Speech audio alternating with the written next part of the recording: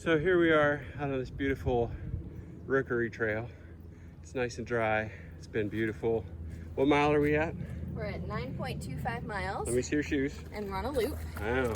Very clean. Those look clean. You look dry. Yeah. You look dry. That's amazing. Dry, clean. They're fantastic. So we're at what mile again? 9.25. And if we went back that way, how many miles are we going to have to do to get back to the car? 9.25. 9.25, because there's no cutoff, is there? We're on a loop.